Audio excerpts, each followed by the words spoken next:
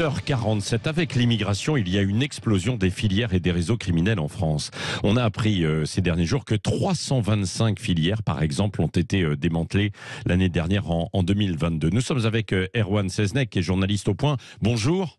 Bonjour. Dans cette enquête, on voit qu'on évoque même une véritable industrialisation du trafic. On peut l'évoquer, cette industrialisation des trafics et des filières? Ah oui, c'est le mot qui convient.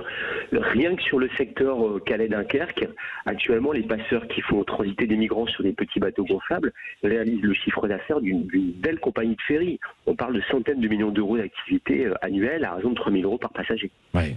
Donc il y a une industrie, des petites usines qui fonctionnent, si je puis dire, avec des réseaux. Alors qui viennent d'où ces réseaux? Vous enquêtez beaucoup, par exemple, sur tout ce qui se passe du côté de Calais et du nord de la France.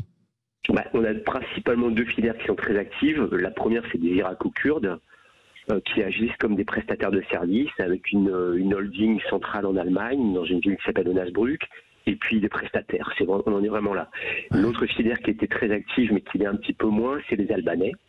Pareil, qui ont vraiment un comportement de commerçants. Des policiers m'ont raconté que sur des écoutes, les Albanais proposaient la mise en vente d'une aire d'autoroute qu'ils ne comptaient plus utiliser. C'était 200 000 euros pour le contrôle de cette aire d'autoroute permettant d'embarquer sur des camions. Voilà où on en est. Ouais. Et alors, les policiers, les gendarmes là, qui vous ont parlé, est-ce qu'ils ont un sentiment de pouvoir être efficaces, justement, contre ce qui ressemble à un véritable tsunami, quoi?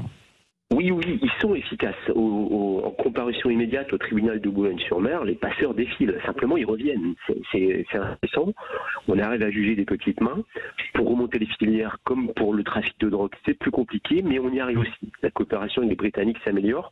Et là, il s'agit principalement de lutter contre le blanchiment, parce que ces sommes colossales d'argent ne sont pas réinvesties en France.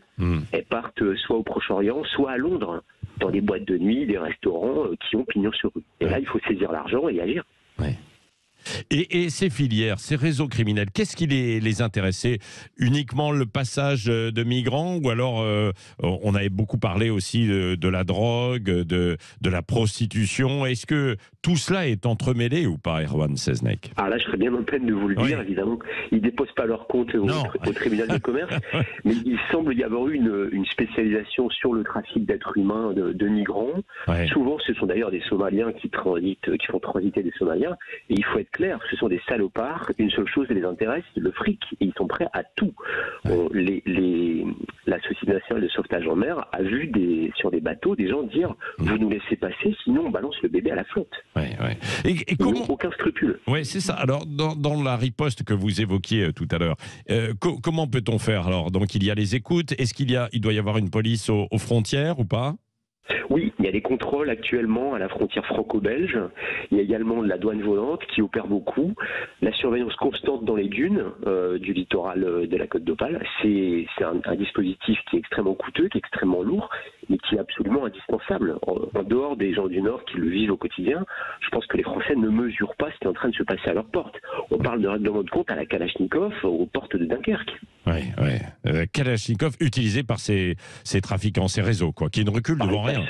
Voilà pour contrôler un camp. Un camp, c'est une zone de chalandise.